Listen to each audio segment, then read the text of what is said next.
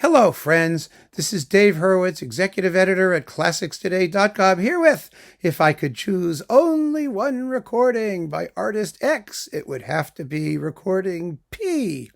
Well, let me just explain to you what we're doing here, because it occurs to me that some of you I know watch these videos regularly, and I'm really touched and honored that you do, but we're also getting a lot of new subscribers and new viewers all the time.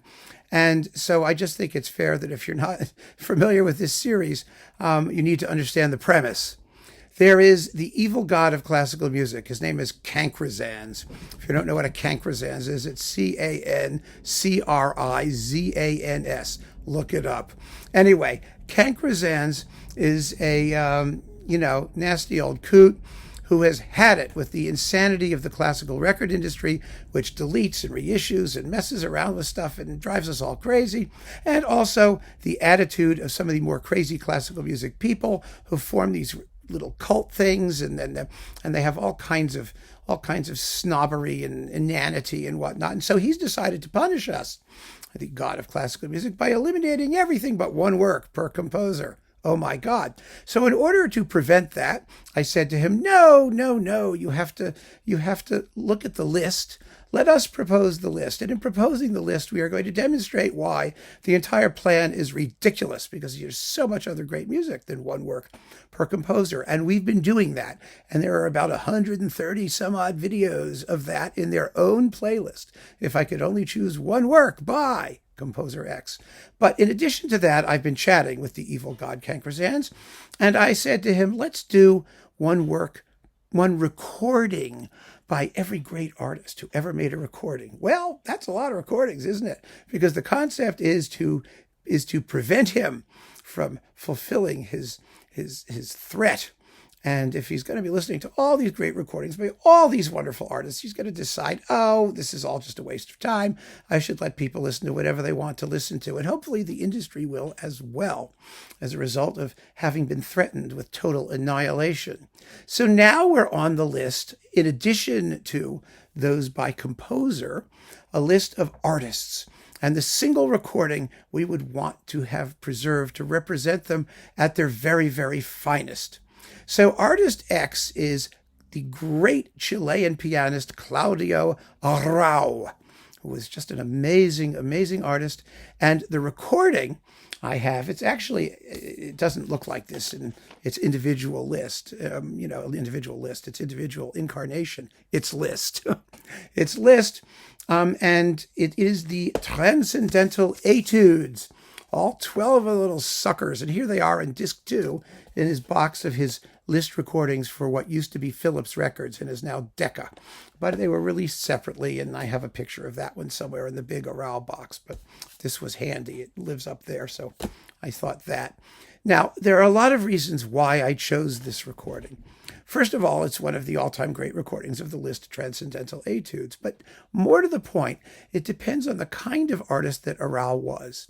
Now, Liszt gets trashed roundly by like everybody, because he was a showman. He was this strange combination of flamboyance, vulgarity, spirituality, all combined in one.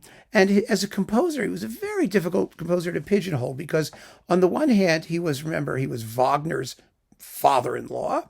He was extremely advanced in many respects in terms of his harmonic practice and his exploitation of the piano, and he created so many things. He was flawlessly generous to all of his colleagues. He gave lessons for free to anyone who he thought was worthy of having a lesson. Really an amazing person. And musically, he is treated as a dilettante as often as not. He wrote and rewrote and over and over again. Most of his piano output is based on music by other people. There are arrangements of things, of opera tunes and things that virtuoso pianists were expected to do. The amount of original music that he wrote for the piano is actually rather small compared to the vastness of his output. He wrote lots of other stuff. He wrote lots of liturgical music, choral music, and orchestral music, and other things as well. And that doesn't get much attention either, partly because his orchestration was kind of screechy, partly because people don't take his religious sentiments, seriously. They don't believe he was sincere, but he was. He was tremendously sincere about all of it. And I think that in order to really make the best impression with some of his music, it needs to be ennobled in performance. It needs to be treated seriously and played with the right combination of virtuosity and poetic sensibility. And nobody was more qualified to do that than Claudio Arrau, who was a pianist of incredible seriousness. I mean, his Beethoven was extraordinarily considered and deliberate, and he had at the same time an amazing virtuoso technique, and his piano teacher had been a student of Liszt. So he was, or was the student of Liszt, I don't know. He has the pedigree. He had the pedigree of being in that Liszt school, that Liszt tradition, which allowed for a combination of virtuosity and expressivity and seriousness, all in balance. And so there is no work of Liszt, I think, that benefits more from that particular approach than his Transcendental Etudes, because, I mean, they are the apotheosis of 19th century piano virtuosity. But at the same token, a lot of people regard them as just trashy, flamboyant, pianistic fireworks with no great depth or meaning whatsoever. And when you hear Abbado do them, well, then you understand what he was getting at. I mean, even something like Mazeppa, which is number 4. Mazeppa is the story of a Cossack, and Liszt turned that into a symphonic poem, the same music, actually. He gets dragged behind a horse and killed, and then there's this apotheosis where he's, doing better. His vision lives on. I don't know. The stories are almost irrelevant, but the piece itself is just such a slam banging piece of craziness. Also, I mean, pieces like, let's see, what else? We've got Eroica. Well, that's modest, right? The heroic, and the Wild Hunt, Presto Furioso. But you've also got absolutely gorgeous, sensitive works, delicate works like Harmonie du Soir, Harmonies of the Evening. Really extraordinary stuff. Lovely, lovely works. Chasse-Neige, things of great delicacy, and Feu Follet, these little will-o'-the-wisp fantasy things, and some pieces that don't have titles at all. They just have names. And you have to, they're just Allegro, or let's see, number 2 here, right, is Molto Vivace.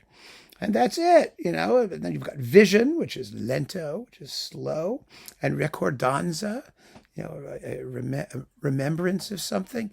They run a huge range of expression and intensity and virtuosity, and an artist who can project all of that with the necessary, I think, class.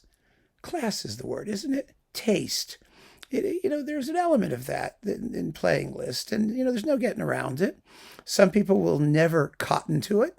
Others will be persuaded. If someone's going to do the persuading, then Claudio Arrau's the guy to do it. He was one of the most remarkable pianists of the 20th century. He left a tremendous recorded legacy of gorgeous stuff. Of all the major piano composers, Debussy and Chopin and Beethoven and Mozart and Liszt. And I think of all of his recordings, his Liszt recordings are among his most important for what they do for the composer and tell us about the potential of the music to be regarded as first-class stuff. And so for that reason, it's Liszt 12 Transcendental Etudes, performed by Claudio Arrau. Now he's on Decca. Originally he was on Philips. Nobody does it better. So keep on listening, friends. Thanks so much for joining me. Take care.